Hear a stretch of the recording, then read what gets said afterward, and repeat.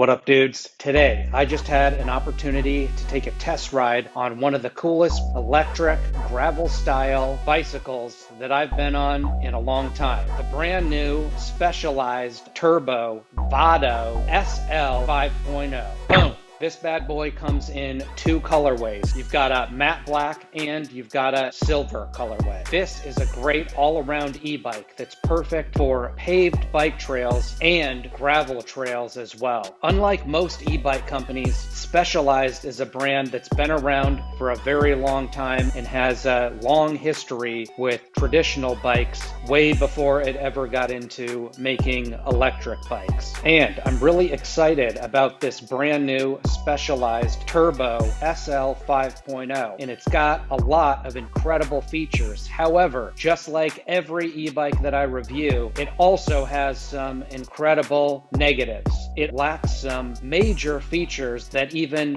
Walmart level e-bikes have.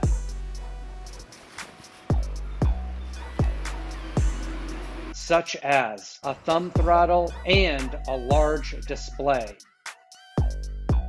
And when you consider the price tag that this e-bike comes with at $5,000, you would expect this e-bike to come with literally every single bell and whistle that any e-bike buyer could possibly expect. Let's get into it. At just 33 pounds, this is the lightest e-bike that I have ever reviewed. This bike has a top speed of 28 miles per hour, which is excellent for this style of an e-bike, especially an e-bike that weighs only 33 pounds. However, the major downside is that this bike has no throttle at all. That is extremely disappointing, and it's right on par with other mainstream bike companies that also happen to make electric bikes, such as Giant, Trek, Cannondale, etc. All those mainstream bike companies refuse to put throttles on their bikes, and they don't want to see traditional bikes turn into a scooter.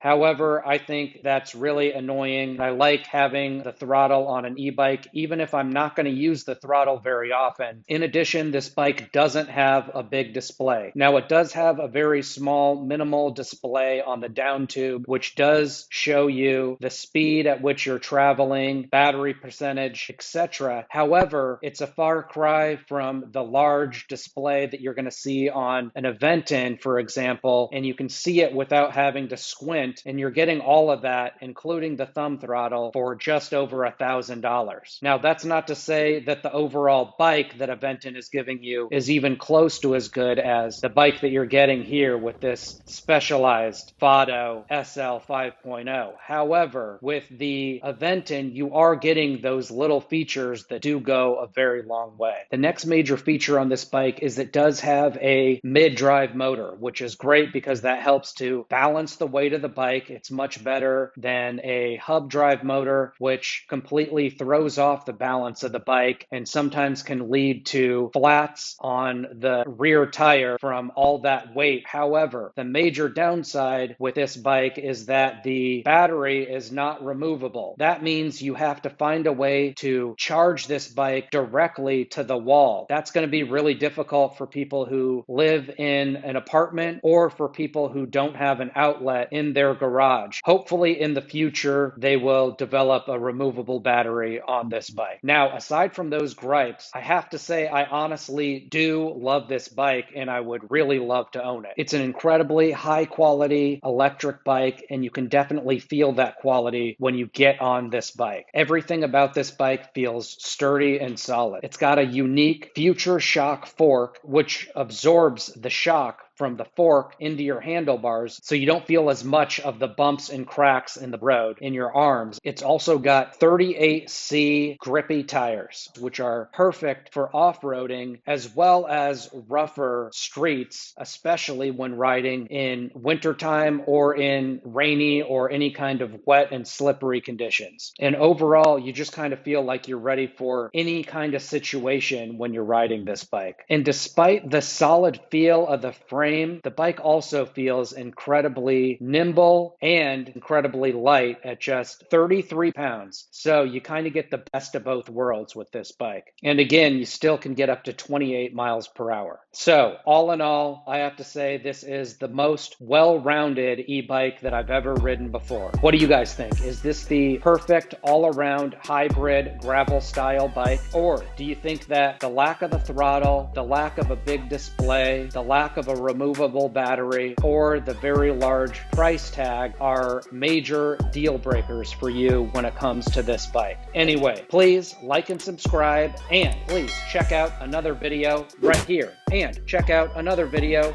right here. You decide. You're the boss. Boom!